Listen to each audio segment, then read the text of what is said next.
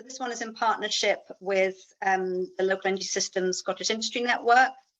So it's led by the Energy Systems Catapult and supported by ETP and funded by Scottish Enterprise, Highlands Islands Enterprise, and Sprite funding from European Union. So we're going to call it LESSON. So if you're not sure what we're saying, it's LESSON's Local Energy Systems Scottish Industry Network. So just to give you an idea about ETP for those who don't know. So ETP is an alliance of 13 Scottish universities. And so we represent the energy-related expertise and facilities in 13 Scottish universities. And within that, there are funded programs, again, by Scottish Enterprise and Highlands Islands Enterprise and European funding to support collaboration between academia and SMEs and industry in general. So helping to make things happen in the low carbon innovation space. We have some funding available as well to support SMEs collaborating with academia and small projects as well for low carbon, but we're also here to help collaborations beyond that. So as part of LESSON, this is what we're trying to do with all of our partners. So these are the ETP partners, joint working with a number of catapults, innovation centres and the Wave Energy Scotland. And so we're here sort of like as a joint forces or Team Scotland to try and support energy innovation. So just to run through the agenda, so I'm just going to give a brief overview of what we're trying to do, and also Scottish Government and Local Energy Systems Challenges, which were presented at our kickoff event on the 18th of May. Simon Gill was very helpful and set a lot of challenges for all of us to try and meet local energy systems and net zero energy transition goals. So Chair Tim German from the Energy Systems Catapult is a Senior Relationship Manager for Government and Regulation from the Catapult, will be chairing the keynotes and the panel discussion. And we'll all go into Innovation Solution Cell and breakout workshops, 3 of those running in parallel at 2 o'clock to continue the discussion. And then we're opening up to wider delegates. And we're hearing from innovators in each of those sessions. And we'll come back and discuss some of the outcomes of those discussions, and then look to see how we can move forward and work together in supporting our common agenda. So the purpose of today's workshop, we're bringing together local authorities, industry and communities and academia to look for opportunities for collaborate and for areas of innovation that may be common to Scottish local energy systems initiatives. So we're going to hear from some public and charitable sector organisations who have a local energy system and see what their challenges may be and initiatives and key objectives for those and where there are common between them. And so we can then discuss the potential for joining up our approaches to take forward projects or initiatives or between a number of organisations on different local energy systems sites or estates. So out of this, we hope we can provide some food for thought, but also identify some principal areas of commonality between different initiatives and how we might collaborate to take those forward between innovators and local energy systems initiatives, and see if we can do more in more areas with the same with benefiting from what's already been done and bringing together a number of innovators and local energy systems states. So after that, we'll look at an outline agenda for ongoing dialogue and engagement, and then we'll take these discussions forward, hopefully using the Local Energy Systems Scottish Industry Network's collaboration portal and any other networks that you already have and existing. So for those who don't know what LESSON is about, so LESSON vision is helping local energy systems sector flourish through mutual support and collaboration in Scotland. So basically just trying to join the network together, make it one big cozy family, and we all help and support each other in achieving common goals. So through our activities and engagement program and our collaboration portal, we hope to help share learning, make connections, provide support, understand what's coming up and the impact of those, and look at the challenges and gain some insights to see if we can start meeting those challenges or identifying gaps and support that's needed. So I mentioned the collaboration portal. This is just being developed. Patrick O'Reilly, our LESSON collaboration coordinator, has been working really hard and getting this up and running, so that will be with us soon. and we can use this framework for collaboration in lots of different activities, and also as a hub for getting our ideas together and events and so on. I mentioned the challenges that Scottish Government, Simon Gill, posed last month. So he's the head of Whole System and Technical Policy, the Directorate of Energy and Climate Change. He gave a really interesting talk, and you can look at it on the lesson webpage from the 18th of May. Everything is there, the slides and the recorded video. But just to highlight some of the challenges here, that where and when and how will local energy support the overall net zero ambition, and how does it fit in and complement the national energy system? So in terms of transition, how can these elements all work together? And so what is the role of local energy in net zero and just transition and green economy? Again, we need to work this out together. So the energy system is becoming more complex. So how does local energy navigate and make sense of and drive value within this complex system? And this is something I think if we join forces, we can work together on this and help each other along, and find some routes which are fruitful and replicate or share that experience. So Simon also gave a challenge, some challenges for this network.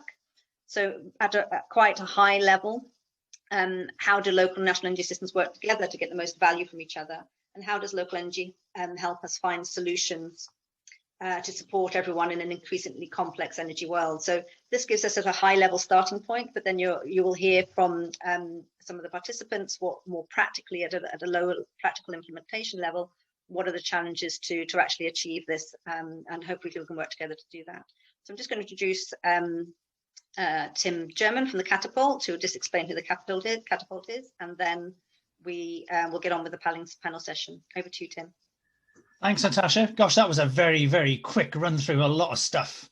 Sorry, I'm Tim German from the Energy Systems Catapult, as Natasha said.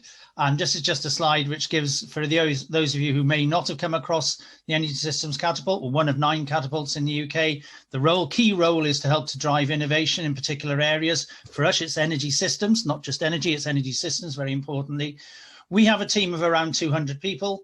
And we're based the main offices are based in Birmingham, and we have an office in Derby as well.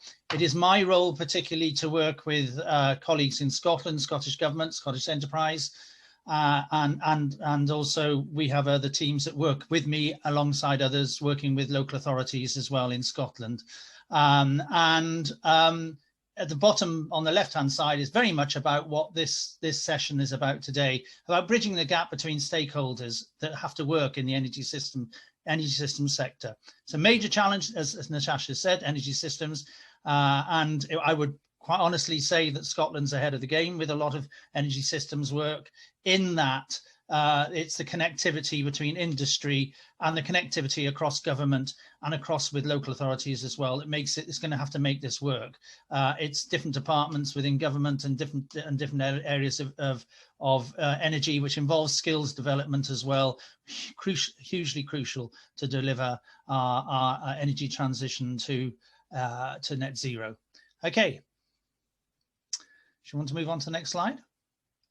Okay, so that's me again. And so this is the first key session of this event, and it's brilliant to be able to introduce it because we have 2 people that I've known quite well now. I mean, Veronica, that I've known for some time, and hey, Veronica, it's great to see you again, and George, who I've been meeting with a few times over the last 6 to 12 months or so. Both the organizations that our 2 speakers represent are really important for the future of energy systems in the UK, in Scotland, and in particularly about this whole idea of collaboration and how you bring people to work together, how you involve industry, how you drive the innovation, and you get all the right people in place to make it happen.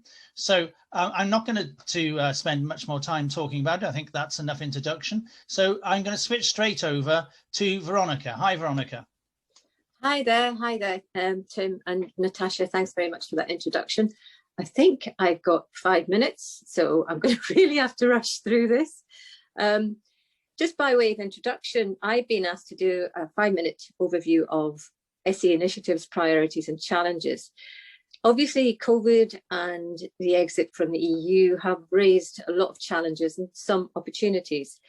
Scotland's businesses have had to adapt quickly, finding new and innovative ways to survive during COVID. We need to build on this, encouraging more businesses to innovate and invest to help them both now and in the future. Digital adoption, R&D, international workforce development and net zero ambitions, they are at the focus of what we're doing. They're all fundamental elements of creative and competitive businesses. At the same time, we need to develop economic conditions for businesses and places to thrive and optimize economic opportunities. And there are four main areas that I'm going to say a little bit about, not too much because I've got a lot of time. There are four key areas that present significant economic opportunities for a range of industries to support job creation, green jobs, net zero, health and wellbeing sectors, and the accelerated use of digital and data and advanced manufacturing. So here, a little bit of economic context, just to give you a sense of the background to the strategy and the work that we're doing within SE. I'm not going to cover all of this because there's a lot there. You can read it at your leisure. I can share this afterwards. Just a few salient points. Climate change, 1 in 10 jobs in Scotland already related to the circular economy. And Scotland's greenhouse gas emissions have reduced by 31% since 2008, which is faster than any other G20 economy. But COVID has affected the whole labour market. Young people, women, vulnerable groups are most affected. Lowest earners are the ones who've lost their jobs, 4 times higher than the highest paid. We are expecting to see some growth in the economy next year, but unlikely to get to pre-pandemic levels of growth in that time frame. Exporting is down, investment's been down, and lots of businesses only have 3 months reserves. But on the positive side, because Scotland continues to be the best place for inward investment outside of London, and we're also seeing strong digital transformation, born of necessity, with 72% of Scottish businesses adopting digital technologies during COVID. So this analysis really underpins our approach. Next slide, please. Our purpose is, we've long had a focus on economic growth, as most of you will know, and our approach is now much more about, and explicitly more about, jobs and green jobs and long-term job opportunities, the net zero transition to the low carbon economy, and within this a focus on regions and this kind of idea of working collaboratively with other agents of change. So we're going to continue to do the stuff that we've been able to do really well in the past, where we've got the greatest competitive advantage, and within this continue with some of the things we do well, like early stage startup, high growth and next generation technologies. But we're going to look very much beyond our borders for trade and investment opportunities. Our role is really going to be less about a set of products and more about understanding opportunity, the context, and willing partnerships. Next slide, please. I hope that you can see this. You're not expected to read it all just now. You can read this again at your leisure afterwards. I'll share these. But it sets out a broad framework. It's set out in a business plan, as well as our objectives. It summarises our key activities and business plan measures. And you see those business plan measures supporting right in the middle. So they're the results we're looking for in the next year. So as we work to support the economic recovery post-COVID, our mission is to support resilience, ensuring business can withstand future shocks and build business capacity and capability. Our delivery model needs to be more flexible, therefore, and we need to be able to respond more in context to economic circumstances and opportunities and threats. And we will work with partners to design and deliver more effective joined-up services. So areas of focus are around supporting businesses and sectors to recover. But two of the areas that we're really focused on are our national programmes, which are actually Scottish Enterprise Area programmes. In reality, we're working with High and SOCI, South of Scotland Enterprise, to make these national, and also our early stage growth and investment. Next slide, please. So there's going to be more on jobs, new jobs, good jobs and green jobs. And we're talking about contribution to environmental sustainability or low carbon when we talk about green jobs. We're going to be doing more on transition to the net zero economy Beyond the work that we've been doing for a number of years on sustainability with businesses, this is going to cut through everything we do. It's going to be a condition for funding for any project or any business. And the other big thing is place, particularly strategic place initiatives. So it's all about trying to support regional equity. Next slide, please. As you can see, I'm racing through these. There's a lot more to say. This slide here actually has 10 slides behind it, but I took them out because I knew I wasn't going to have time to cover them.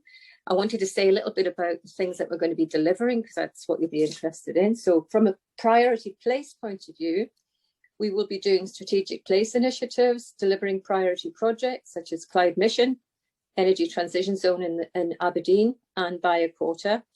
We're going to mobilise our business response team to provide resilient support for vulnerable companies, because there are some where there is significant impact on local communities and jobs. And we're going to tailor support to high growth companies who are key to the local economy, as well as develop a regional opportunity management approach in partnership with local authorities and other partners. On the inward investment side, we'll have an organisational wide approach to delivering the inward investment plan, including the contribution inward investment makes to these national programmes I referred to earlier.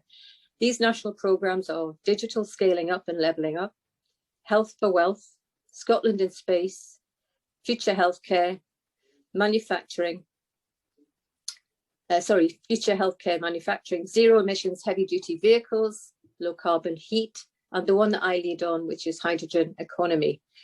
We're also going to focus on Scotland as a trading nation and make as much as we can out of COP26 to really get focus on Scotland's credentials there, net zero credentials.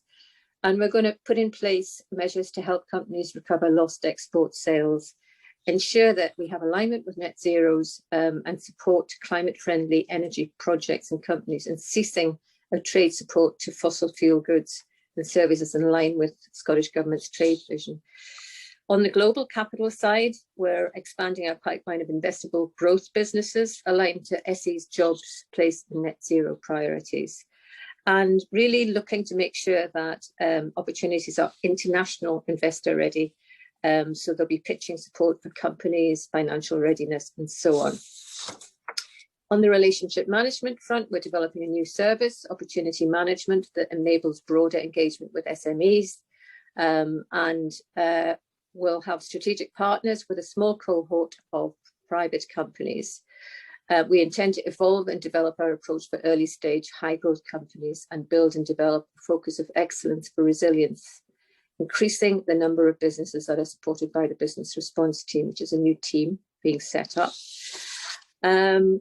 On that front, we are hoping to continue to run a number of calls around particular themes. So there's a green jobs call just out now, but we actually see part of our future as being about doing these types of competitive calls for projects. And you'll see some of that coming through in the energy systems place over time as well, with low carbon heat and hydrogen and so on. Next slide, please. Okay, if we can wrap up quite quickly because it's this is the last one. Last great. slide. Thank you. So these national programs on this last slide, when you move to it, for some reason, sorry. Oh, there we go. That's okay. So the national programs are they're based on strategic opportunities for Scotland. They're set out here. They're digital scaling up, levelling up, health for wealth, Scotland in space, future healthcare, manufacturing, zero emissions, heavy duty vehicles, decarbonising heat and hydrogen economy. The underpinners there being energy systems, climate tech, and making Scotland's future. They cut through all of them. Why? Because we need to focus where we can have the biggest impact, and this is what we think. And we need to be aligned across our place, national and international priorities. And a joined up approach to services. So SE it's about bending our resources towards these national priorities. So really bringing in R&D and innovation, place all of that right into these initiatives. But it's also about securing buy-in from stakeholders, partners, local authorities, high, SOCI, and so on, and agreeing where we will lead and where we will support. That's all I really want to say there. It's quite an ask to do 5 minutes of an overview of SE's activities, but I hope I have managed to get some of that across to you. Thank you. Thank you so much, Veronica. Yeah, a huge amount to get through, and 5 minutes isn't long enough, is it? But that last slide is a really important one. That join up across those is hugely important, and I think the join up between economic development, the work that you do in Scottish Enterprise, and the work that's going on from the top, coming down from government, is really important, and how that reflects to industry, which is what this call is about really today. Right, moving straight on to George. Hi, George. I'll hand straight over to you. Hi there. Super. Excellent. So I've got a number of slides and I've got 5 minutes. So Natasha, if you keep your finger on the button, let's rattle through these. I suppose my main objective with the brief that I got was just to give hopefully some food for thought, because this is very much about collaboration is the watchword. Our vice chair of the Sustainable Scotland Network very much talks about it's an era of collaborate or die. So the SSN is very much with you on that principle. So I've just got a number of slides just to sort of, I suppose, hopefully spark some thoughts in terms of how what SSN is, what we bring to the party, and some of the issues that we might want to grapple with over the course of today and then moving forward. So just as an opening gambit, when we talk about the public sector, so the SSN is Scotland's public sector network on sustainability and climate change. I just thought it was useful just to sort of step back and think, what is the public sector? So yes, definitely local authorities, 32 of them in Scotland. But you've got the NHS boards, 19, you've got universities and colleges who, under the public bodies duties of the Climate Change Act, are recognised as public sector bodies. You've got the regional transport partnerships, then you've got a whole slew of national and regional public bodies, as well as the integration joint boards, and that's bringing local authorities and the NHS closer together. So we manage and support about 180 odd public bodies across Scotland. So it's quite a range of organisations that we can plug into when we're talking about energy systems. Next slide, please. This we use within the SSN just to orientate our own thinking. So just thinking about net zero or climate change and the low carbon agenda and the public sector, we're often talking about sort of zones of influence. So, and I suppose for me, it was just sort of flagging this up to you. So just recognising that different public sector bodies have different opportunities to influence change. So there's definitely net zero public bodies themselves. So there is a lot of focus on classic carbon management within the public sector. So making sure that the public sector itself is decarbonising. There's then an opportunity to look at supply chains. The role of public procurement is the classic means by which the public sector can influence change through its own spend and investment portfolios. So that's a wider scope of influence. And then there is the place agenda, the net zero place agenda, and that came up earlier with Veronica's presentation. And in many ways, the tighter that is scoped, the more control public sector bodies have in terms of reducing emissions. They have less direct control, but a bigger impact in relation to place. And in many ways, the public sector's broad place is Scotland. So there is an agenda for the SSM, which is how does the public sector itself align itself around the net zero journey that Scotland is on. So we often use that just to sort of, I suppose, frame our own understanding of net zero, and just to make sure that we're not comparing or not mixing up different focal points. You know, some public sector bodies will be very focused on their own corporate emissions. Others have a far bigger impact, like Scottish Enterprise, around actually transforming places. Next slide, please. And we've just integrated that into the SSN strategy. So we very much talk about our support to the public sector in terms of net zero places, net zero indirect emissions, and net zero organisations. Next slide, please. Just in terms of progress to date, I just pulled this out of the analysis that we undertake on the public bodies' reports, the annual reports that the public sector produce. So just looking at the corporate emissions, so this is classically the Scope 1 and Scope 2 emissions. So this is the fuel that public sector bodies burn directly, so typically gas and fuel in their fleet, and the electricity that they consume for their Scope 2 emissions. So there has been a downward trend. To be honest, most of that has come from decarbonising the grid, the national grid. So when we are talking, over the course of this seminar and the collaboration between SSN and Lesson, The role of local energy systems contributing to decarbonising the grid will help the public sector decarbonise as organisations.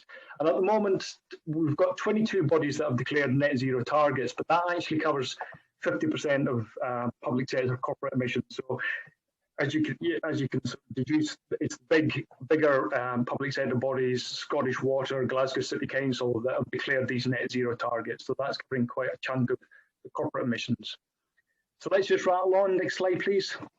So I just wanted to rattle through some of the key policy drivers. So I suppose a lot of what drives public sector action is the policy framework and the legislative framework within which public sector bodies operate.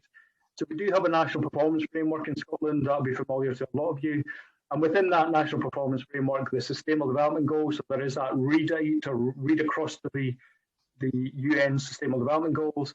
And embodied or embedded within the national performance framework there is the commitment around carbon footprint, natural capital, greenhouse gas emissions. And I think that's a really important anchor for public sector, for engaging with the public sector and saying, look, there is this national performance framework towards which all public sector effort is meant to be contributing. Next slide, please.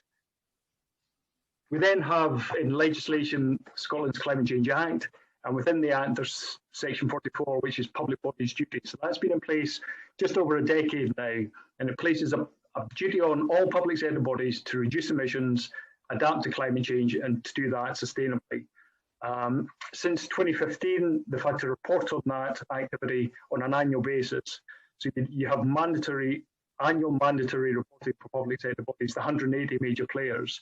That has matured over the years. So that whole discipline around monitoring and reporting your emissions has really matured in the public sector. And it's quite distinct. We're doing a little bit of work UK-wide at the moment, and sometimes these duties in legislation seem quite light touch, but they're absolutely critical to make sure that the public sectors get the right signals. Next slide, please. So this is, we've just recently had a new statutory instrument tightening up and improving the annual reporting. So there's going to be more emphasis on setting targets on direct emissions within the public sector, and also increasingly addressing that indirect influence the public sector bodies can have. And more focus on how the public sector are actually using the resources to meet those targets. So essentially the direction of travel is to say, you've got duties, we expect targets to be in place, we expect plans with resources allocated in place and reported to demonstrate how you're meeting those targets. So you can see that the legislative context within which public sector bodies are operating is ratcheting up, and a lot more pressure, a lot more sort of leadership signals to the public sector in legislation here in Scotland. Next slide, please. And then this whole shift to net zero. So, from the Paris Agreement through the First Minister's Declaration to the new targets that are set in legislation, clear, consistent signal to the public sector that net zero is what Scotland is committing itself to. And we're seeing that reflected, which is really important in terms of the things like the programme for government, how national spending is aligning itself to those targets, and then things like the updates of the climate change plan, setting out a route map or a roadmap for public sector bodies to be informed about what they should be doing around action on climate change. Can I have the next slide, please? So just to sort of pull things to a conclusion, just got a couple of slides. I had the pleasure of looking at some of, I think it was Simon Gill's presentation, some of the earlier events from Lesson, and this emphasis on collaboration and systems thinking absolutely shines through. So I just wanted a couple of last slides just on the whole issue in terms of systems thinking. These issues have always been really important for the work that the SSN's done over the years. So again, I won't go through them in detail, they'll be in the slide pack, but leadership, absolutely critical. Legislation and policy, that needs to be in place, and we need to look at sort of horizontal alignment across the different portfolios within the Scottish Government. So it's not just to be one department's responsibility, and then vertical alignment between Scottish Government, public sector, and then into places. Projects and programmes, absolutely critical. We're finding a lot of our members are saying we need to invest in the skills and abilities to develop the projects that can then attract the investment. So we need to do more of that within the public sector.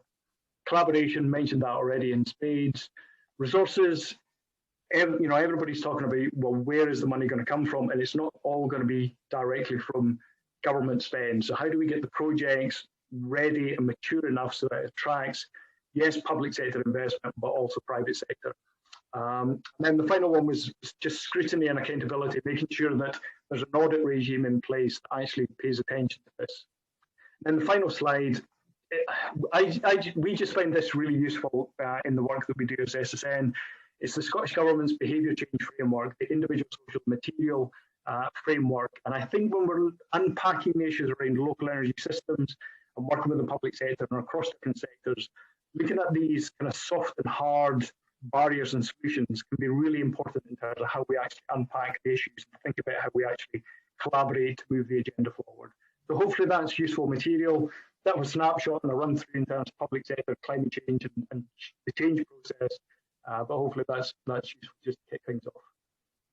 George, that's great. So thank you very, very much for that. Some great points you made. I mean, I think was one of the things you said there, which aligned hopefully with something I said earlier, is very much about this horizontal across government. It's really, really important. And I have to say that I think the Scottish Government and the work you are all doing in Scotland is really ahead of the game, as is, I would say, Wales in a way. I think devolved governments are doing really well in that compared to potentially, and most probably much more difficult role that they've got in Westminster on that one. And then also that horizontal link right down to all the organisations who are on this call with us today. So that's brilliant. So I'm going to switch now straight. I think we should go now straight to this panel discussion. And I think we're going to split into teams. I'm going to leave that to be done. So Tim, we're doing the plenary panel discussion. Oh first. gosh, sorry.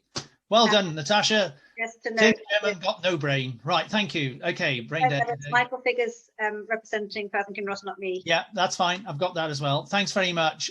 Sorry about that. I was just ahead of myself. So yeah, now we're going to go into the panel discussion. We've got a fantastic group of panelists, and it's just as Natasha was just saying at the bottom there.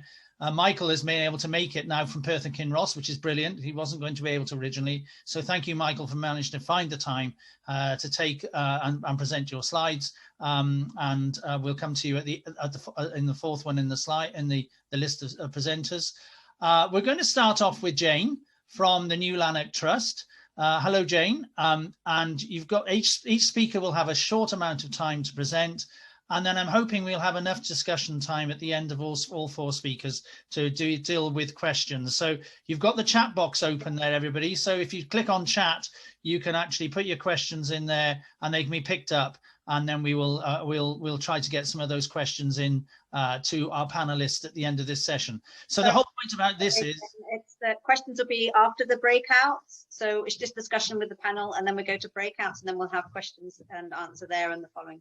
Right. Okay. Wrong again. Okay. So we're going to go through 2 o'clock. Okay. Okay, right. So so we're going to see the whole point about this session, though, is we've had those challenges set down from Simon, and we've heard now from Veronica and from George, and we're going to start off now with Hugh. Hi, Hugh. Hi there. Trick me. Got me first. Okay. Yeah. So list. good to see you, Tim. So, folks, what I'm going to do is give you a quick summary of some of the work we're doing in Fife. I think quite a lot of this is will be similar across local authorities across Scotland, so you'll see a sort of ripple through all that. Fife is the third biggest local authority in Scotland, so it gives you sort of a size and context. And I work in the climate change and zero waste team, which is a specifically climate change team within the council, but there's people across all services and departments who do work in that. So next slide, please. In terms of the four questions we had, so what are our current energy transition initiatives? We've got a Climate Fife plan. This is a Sustainable Energy Climate Action Plan, as for the Covenant of Mayors. And the vision within that is about being climate friendly, climate ready, and climate just. So that package of being net zero, climate friendly, adapting to climate change, and then just bringing in people behind that, from jobs to those who are vulnerable and also to place. In terms of energy planning, we're looking at regional energy mapping we're in discussions with SPEN and SGN and universities and others to sort of looking at that as a regional, and we also have some area proposals. I'll touch a couple of those later. And with every local authority, we're looking at these local heat and energy efficiency strategies and expecting this duty to be given to local authorities at some point in this year from the Scottish Government. And that's looking at energy efficiency of the entire building stock and decarbonisation of heat of that entire building stock, and putting in a plan and of how that might happen at a local level. In terms of the wider thing, I think it's key to know that this, for us, energy links to all the services and other things that we're doing. So lots of acronyms here, but the Local Outcome Improvement Plan, LOIP, is our community plan, for us called Plan for Fife, and that's an area-wide plan, and that's being refreshed at the moment. And climate change and recovery are both very strong themes coming through that. The Local Development Plan is up for renewal. And so we're going to start that process, quite a long process, but again, spatial planning, really key thing in terms of understanding where those energy demands and systems are going to come in. The local transport strategy is being reduced, obviously fuel for vehicles on where they're going to park and charge and all that stuff. And the local housing strategies are refreshed, and again, with what those demands might be in terms of housing. So we've got green space adaptation, vast amount of strategies and things happening at this point in time.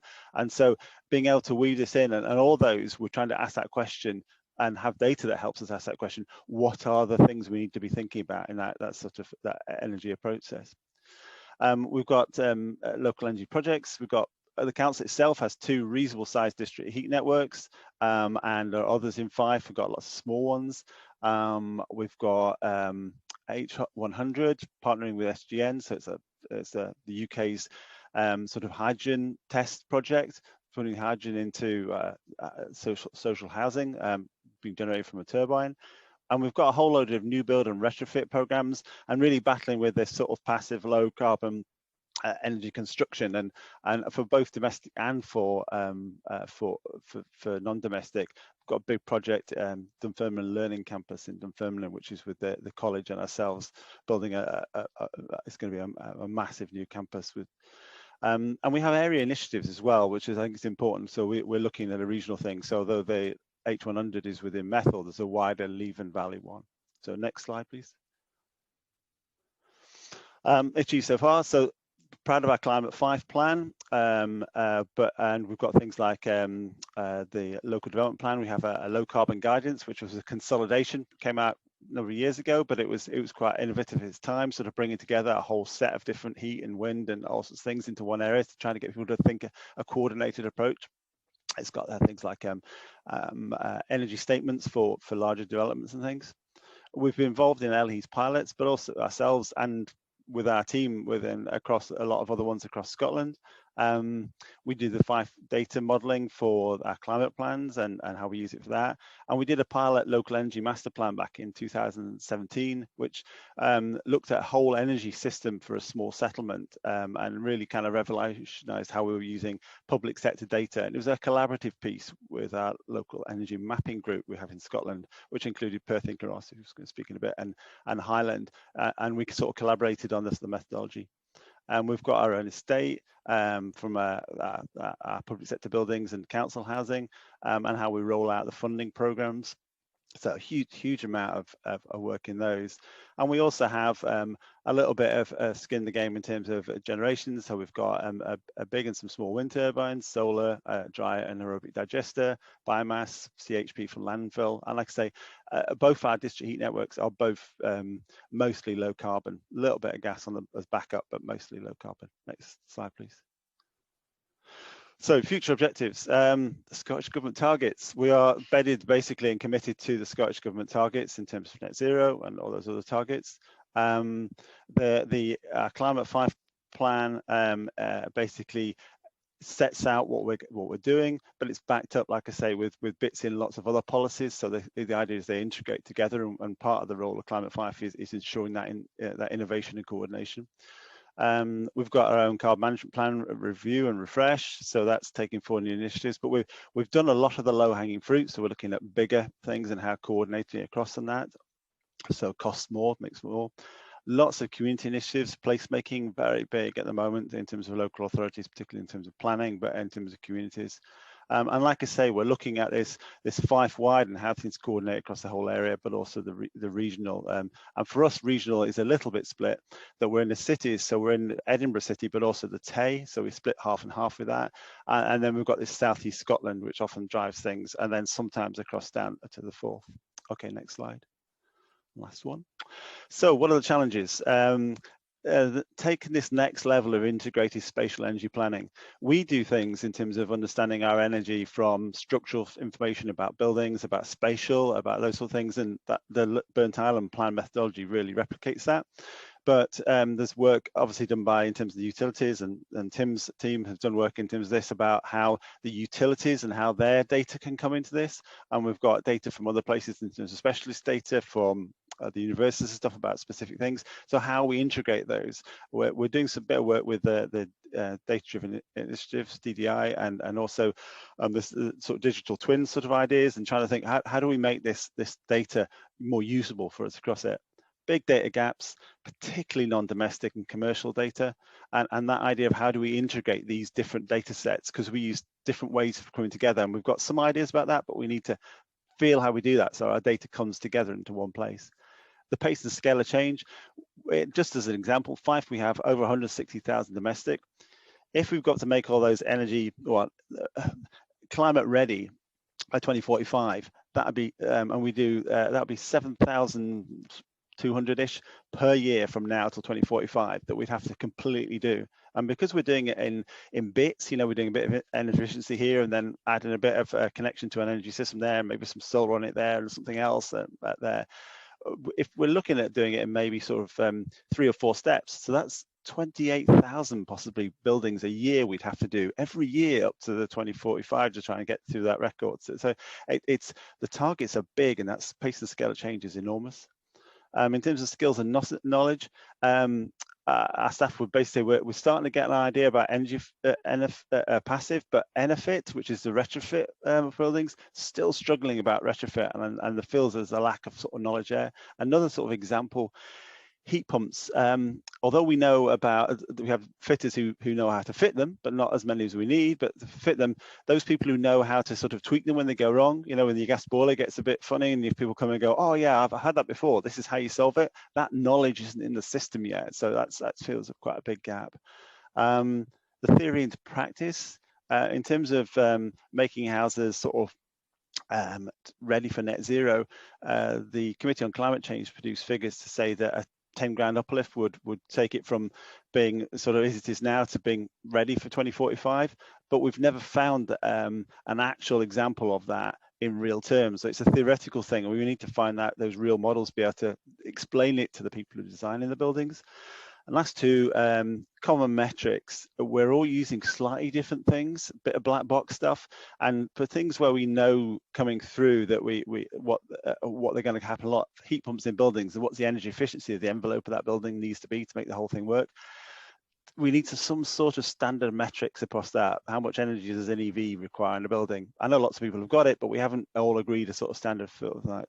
And then finally, this idea of balancing energy reduction, generation, and moving and storing. Often when we get focused on the energy system, or people are thinking about energy installation of buildings, and occasionally people are thinking about the network. Maybe could we have heat and it's off, taking some of the load away from and hot water from electric grid.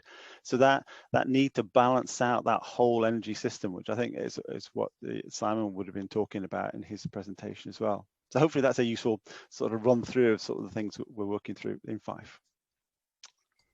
Thank you very much, Hugh. It's great to see you again, and thanks for those lists of challenges at the end. I mean, I'm fully aware, having worked with Fife for many years now, and you for many years, that these challenges that you've outlined are absolutely genuine challenges, and it's great from my personal viewpoint to see that local authorities recognise those challenges, and you've recognised them at Fife, because I have to say that, you know, you've recognised the challenge by 2045. A lot of local authorities have set targets way in advance of that. And, you know, the challenges are just just massive, and it's really great to see. And I also was very keen to see that this point you raised about real models, you know, it's great to see. We really need to see real models.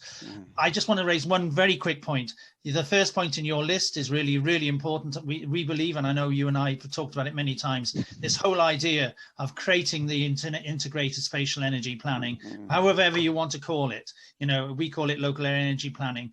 And in Glasgow piece of work, which is integrated net zero planning, which includes transport and development planning as well. You know, these things are hugely important and actually help to decide a lot of the stuff that sits in that list below. Helps you get those data gaps sorted, etc., because you're forced into doing it. Okay, thank you, Hugh. I'm going to move straight now to our next speaker. So next slide, please.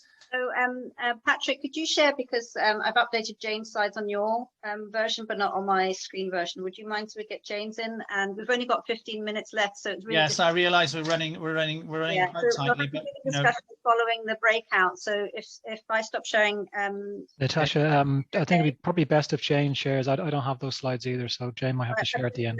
The main slide pack that you're yeah, they're not in there. They're not in there. Okay, so I'll just. We'll go on to Paul, and then I'll just okay, so let's do Paul first, come back to Jane. Sorry, Jane. Okay, Patrick, they're in the folder with all of the original slides.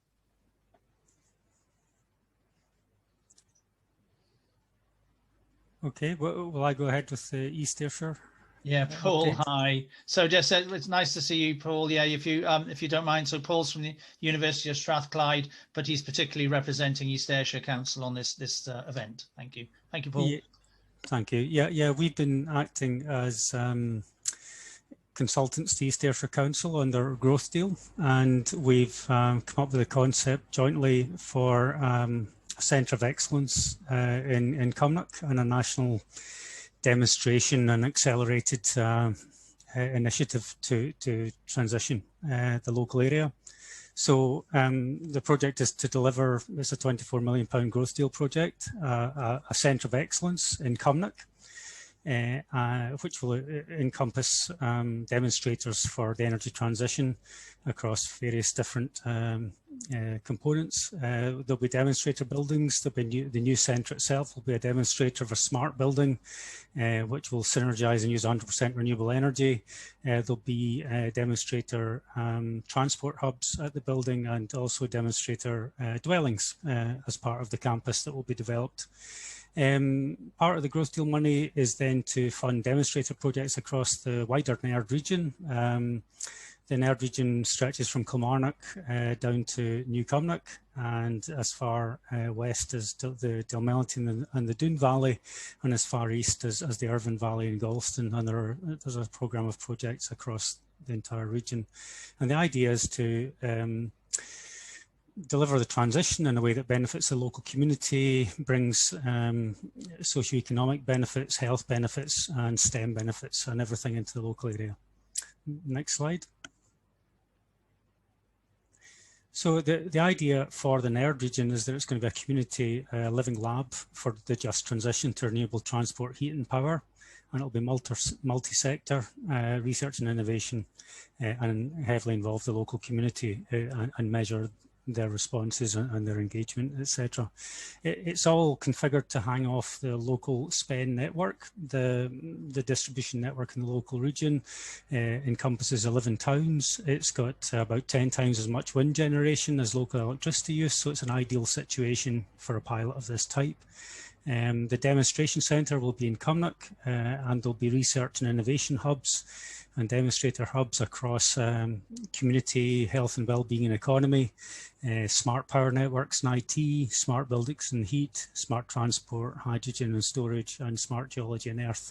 I should have said that the region's a former coal region, so it's got lots of post-industrial assets to be repurposed, and lots of people capital as well, which can be utilised and energised, pardon the pun. So that's the main hub. It will have a research and innovations function. There'll be labs and lots of technology, but there'll also be engagement spaces for business engagement, but also community engagement, etc. kind of like almost like a science centre, if you like, for people to come and see the future paradigm and participate, maybe take up an e-bike, an e-cargo bike, something like that, and start to get a feel for the transition we're trying to purpose here. And then there'll be regional transition projects across looking at the smart power network and IT, bringing more community generation on board in a smart way, and developing value propositions in terms of tariffs and power purchase type agreements so that the community can actually have low carbon and low cost energy at times when it needs it. We're going to develop templates for smart building projects to do upgrades across the region, and smart transport's a key element. We're looking at the building standards, making sure we do energy efficiency to reduce demand, maximise the spread of the renewable generation that we have. And similarly on transport, we want to develop the 20-minute neighbourhoods and the active travel aspects of things and become normalised Copenhagen and Karnak kind of thing, and repurpose the potential from the industrial sites. Next slide.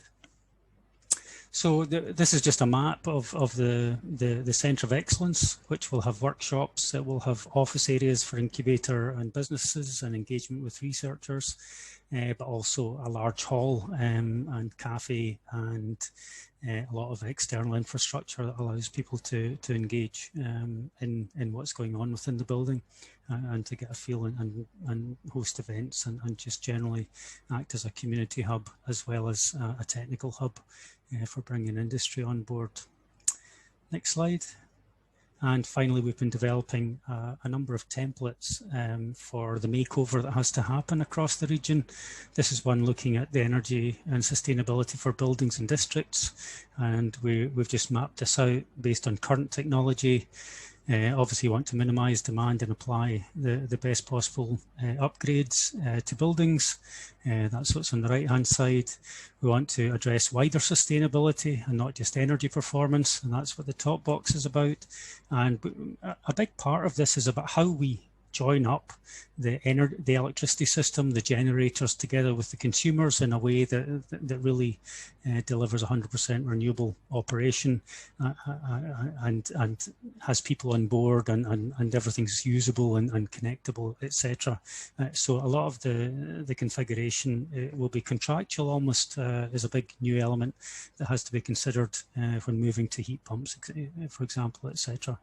So this just shows a kind of template that we've got for buildings and districts that we want to apply, and we've identified school campuses that are going to be retrofitted to EnerFit. We've identified housing developments that require renovation, and we'll apply this kind of template there, either at district, mini district, or individual dwelling level.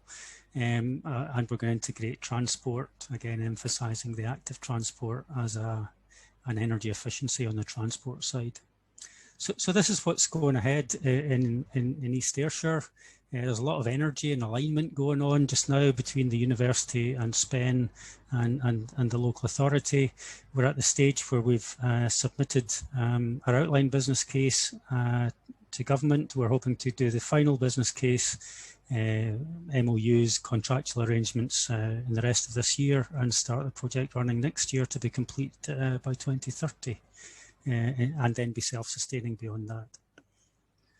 Paul, thank you so much for that major challenge. Such good stuff, though. I mean, it's really important. Living, you know, the whole idea of having a living lab, and I'm sure there'll be lots of questions or contacts people will be wanting to have with you to find out how they can get engaged with that. People who are on this call, etc.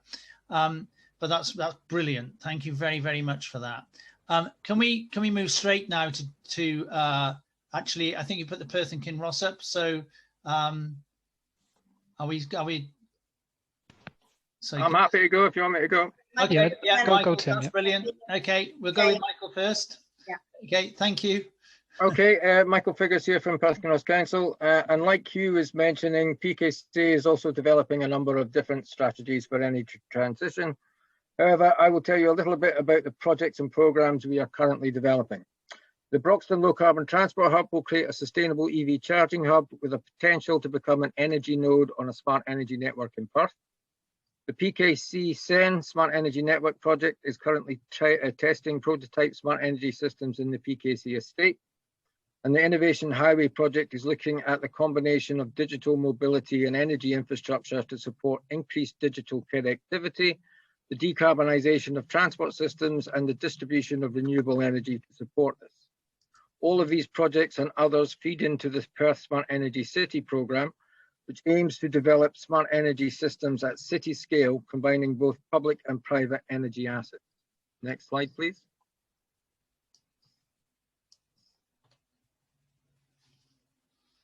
The Broxton Low Carbon Transport Hub project goes out to the end of this summer.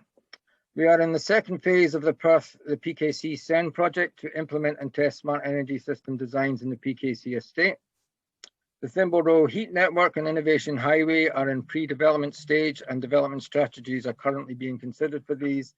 And the Perth Smart Energy City programme has recently completed a market consultation, and responses are currently being considered. However, I think the most significant achievement for PKC so far is the creation of an internal climate change working group, split into several subgroups to coordinate low carbon working streams across the whole council. Now, all council low carbon projects can be viewed and coordinated across the entire council with the aim of developing integrated solutions that complement rather than clash with each other. Slide 3, please. Perth and Kinross Council have adopted the Scottish Government's national targets to achieve net zero by 2045. This will be a mammoth task requiring a huge effort, coordination of multiple work streams, innovative thinking, and the development of practical, cost-effective solutions. For Perth and Kinross Council, the PKC SEN project aims to prove the benefits of the smart energy system designs and provide a template for expansion across the PKC estate. Already, this project has given us a great deal of insight into the issues of smart energy system developments and deployments. And although that can be quite difficult at times, it is a necessary step on the decarbonisation journey. We aim to build on the PKC SEN work with the development of the Perth Smart Energy City programme. This is not a single project, but a collection of related projects with the aim to coordinate and integrate developments to decarbonise transport systems, housing and buildings, incorporating energy efficiency programmes, renewable energy generation and distribution, digital connectivity, and outreach and behaviour change initiatives, with the ultimate goal of creating a sustainable local energy market for the city. Next slide, please. There are many challenges that will need to be met and overcome for any of this work to be successful. One of the most consequential is energy market regulation, and how this could accommodate or restrict smart energy systems development. The energy market regulations are going through a process of review. Until this is completed, it is difficult to be sure what can and cannot be implemented, and the impact of that uncertainty is a barrier to investment. The best methods of governance of any developed smart energy system, sorry, that's my bin men coming. The best methods of governance and any developed smart energy systems and its operational management is also unclear. Should we develop our own energy service companies, or for local authorities to expand our energy teams and become councils and energy utility companies, or do we invest in infrastructure and invite third parties to come in and run them on a commercial basis? Local authorities are not commercial enterprises. We invest public money and cannot gamble with public finances. Therefore, the appropriate governance and operational management is very important. Where are the risks? How should these be managed and by who? And finally, how do we reach businesses, communities, and individuals to participate in decarbonisation? How do we incentivize decarbonisation, and how do we ensure the costs of decarbonisation are spread evenly and fairly so all can participate and benefit from it? Thank you.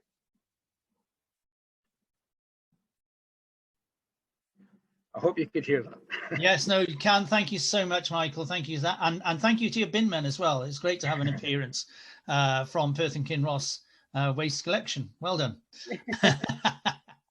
Okay. Is it Jane we could share, or just go look in my folder to get it if you don't have it keyed up?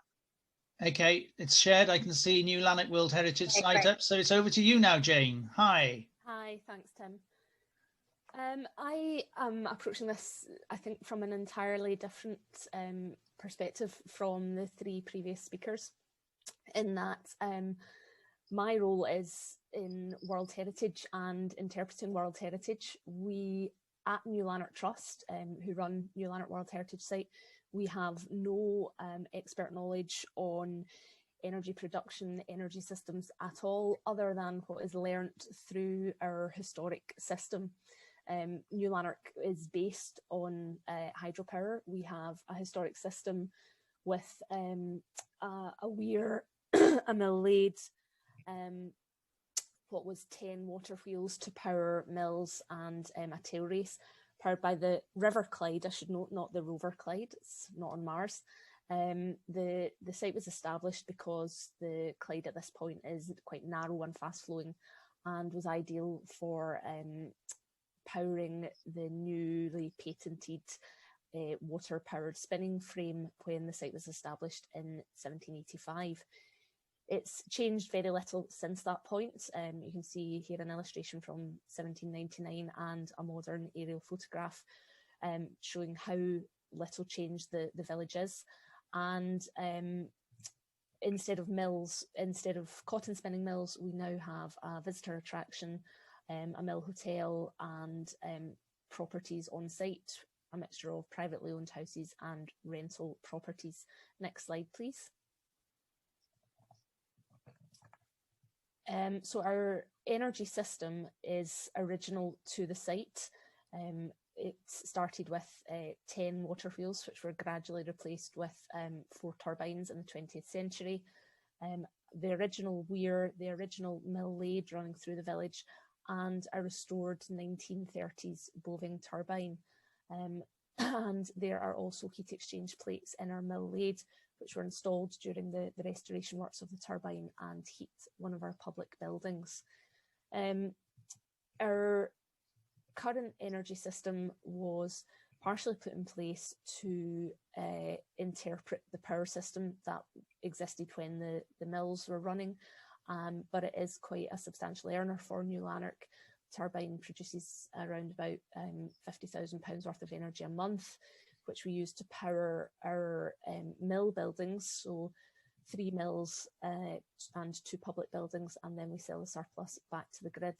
However, a major failure was identified in our turbine in December 2019, and it's been out of service since then and is currently undergoing major restoration works, which has been a huge loss to the trust, particularly happening at the same time as COVID and the shutdown of our other income generating activities on site. So what we're looking at is how we can potentially go about expanding our system, expanding our power generation, transitioning to single energy systems for the village to help support COVID recovery. But as I say, we're doing this really with no prior knowledge and looking to reach out to partners to deliver it. Next slide, please. So we're hoping to have a feasibility study delivered to look into what capacity we have to increase our production and what new technology we can implement on site. We're looking at community consultation to explore a local energy system which not only powers the mills, but the housing on site, both our tenanted housing and our privately owned housing, and potentially the expansion of this system into the town of Lanark itself, and working with our partners to deliver that. We would like to look as broadly as possible, becoming a demonstrator hub, becoming an electric vehicle transport hub. We currently have 2 electric buses, which were funded in 2018, further decarbonisation for the buildings on site, the heritage buildings, and looking at integrated energy storage. So we have no detailed plans, and we want to keep it as, we want to be as open-minded as possible as to what we can achieve, and need to secure the partners and the funding to achieve that. Next slide, please. And that's basically our main challenges are funding. We at New Lanark, we don't receive any core annual funding, other than a small maintenance grant for the site. The restoration of our current turbine has been funded by the government, but feasibility work is difficult for us to fund. We're hoping to be funded through the UK Community Renewal Fund. The further expansion post-feasibility study might be through commercial funding. The infrastructure would need massively upgraded.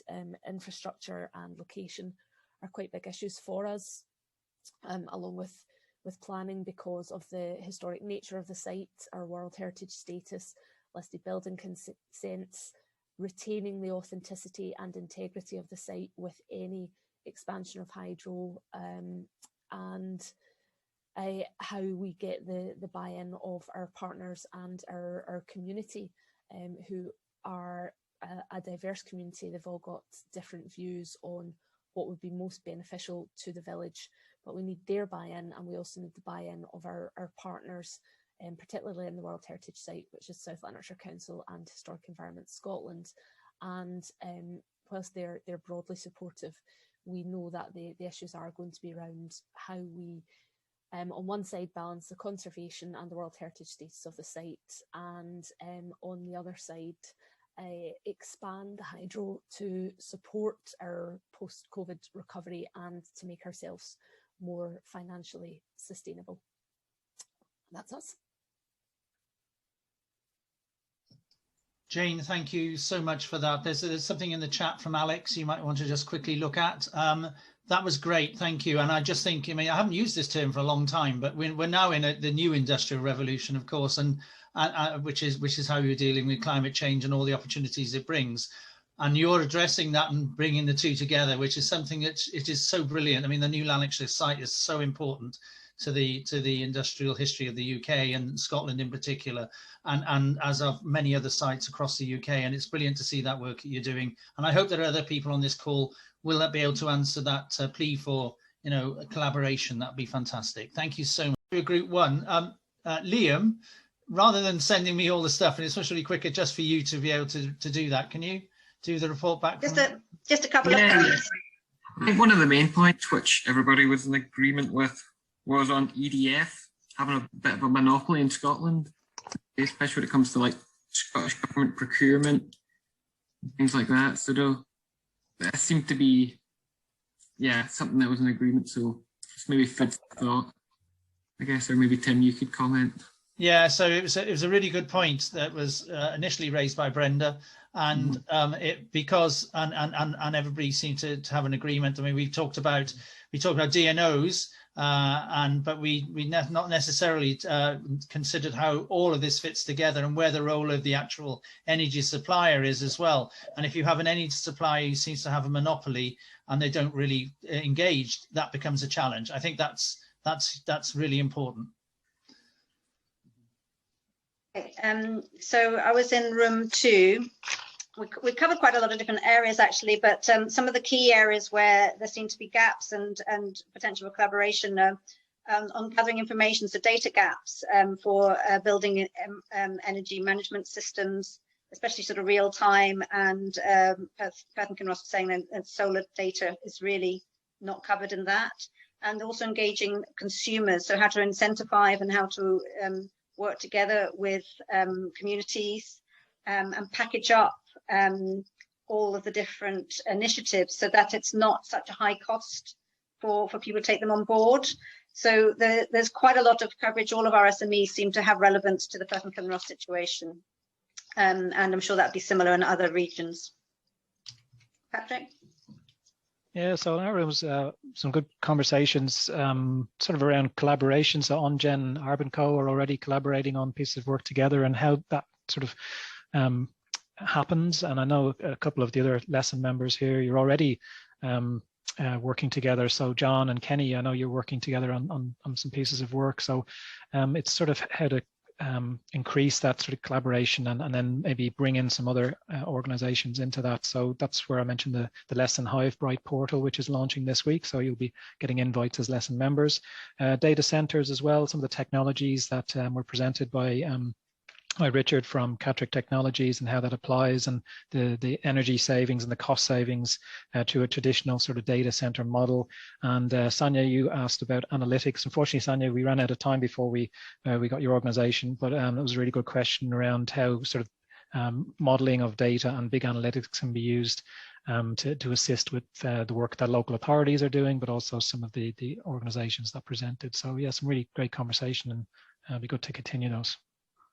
So just quickly from me, and going back to session 1, we did have some really good presentations from Alex and the work that Suos is doing, and also we discussed also the stuff that you know, the type of challenges that Jane has had with New Lanarkshire, I keep on saying New Lanarkshire, sorry Jane, New Lanark, and you know, and what that led to is a discussion about the lack of there's a huge lack of knowledge and a lack of skills and lack of understanding in those places that are really organizations really keen to do things. And one of those key challenges is, how do you put the right things into a funding application? How do you attract the funding properly to get this work done that Jane was presenting earlier? So are there any questions in the chat just before we go on to discussing the way forward?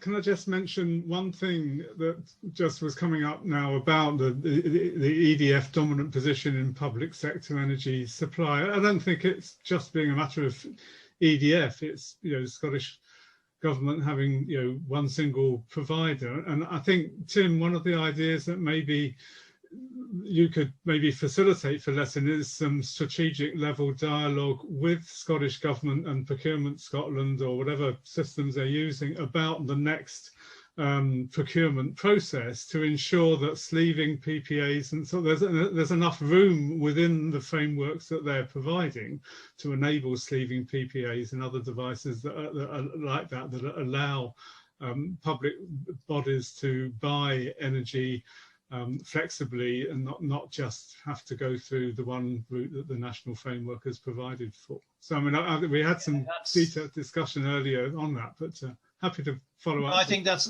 a hugely important point, and George, we raised it. George mentioned about this as well, about the role that he could play. So actually, George, why don't you and I have a conversation with Natasha and others, maybe after another time, but following this, to address, see how we can work together to address that issue with Scottish Government. I mean, I could give you at that time some background, some of the discussion I had with Scottish Water about the pioneering work they've done. I think theirs was the first sleeving PPA, and you know, some of the constraints that we're under. Yeah, it was a great point, actually, John. Thank you. And you know, it's one that I haven't come across, so it's really great to hear that, because that is a huge challenge, and I really understand it. Okay. It looks like that we have quite a lot of agreement on co-development and collaboration and so on. Is that what you think, Tim? Yeah, I think there's some things that have come up in our session. I mean, like all these things, I don't think we had long enough really to go into a lot of depth, but there were some key things which we've noted down, which we haven't actually covered in this feedback session. But yeah, we will do. And so the point of this is to start the dialogue. So obviously there's a desire for a lot more in-depth discussion. So I think that's great that we've got quite a lot of points that we can take forward. So we will be sort of pulling together the notes we had from the sessions and so on, and then engaging back with you all on how to move forward through the lesson framework or anything else. But just want to do a quick brief on what's next. So if you haven't registered for lesson, please join, because we just want to gather together all of the local energy systems network together in this community, and then we can help working together using the collaboration portal and other engagement events that we're doing. And there's also support for SMEs and collaboration as well. And you can also get involved in shaping activities. So the network is everybody's network. We're here just to set it up and set up a framework for collaboration, and we can help facilitate that engagement. But at the end of the day, it's your network, and what you want to do and what you suggest, we'll try and help that move along. And then we'll work out an approach for developing this sort of agenda for collaboration. We've already saying people wanting to join up and have discussions. There seems to be a lot of commonality, but we'll try and make sure we can share that out as much as possible. So we have these discussions and then sort of bring some of those points back together again. So even if you sort of spin out and have your own discussions, which would be great, try and sort of feed back to us and say these are some of the opportunities for sharing out and rolling out in other areas. Just to mention also that the contact details and so on that we have here, so contact the Catapult, lesson coordinator Patrick, myself, ETP. For anything, we're all sort of working together. So, you know, it's join up through lesson email address. It'll come through and then it'll just go out to whoever's relevant. But you can come to us directly in the different organisations, and all the support organisations again here to help, and we're trying to support the collaboration that way. Just to mention that there's Energy Systems Catapult Digital Energy Week, so that starts this week. So again, lots of events and information on the digital challenges. We just have a digital workshop on the 16th. So you can look at that on the Energy Systems, the lesson workshop. And the Energy Innovation Emporium then. And just to mention one more thing, we can see if there's a little bit of time for discussion before we close. I've left here some information about local energy systems and how you integrate them. So that's for you to look at afterwards. And again, there's a bigger presentation on that on the 18th of May workshop that we had, again, on the lesson website. So if there's anything in the chat and anything to finish off, otherwise we'll close that in 2 minutes.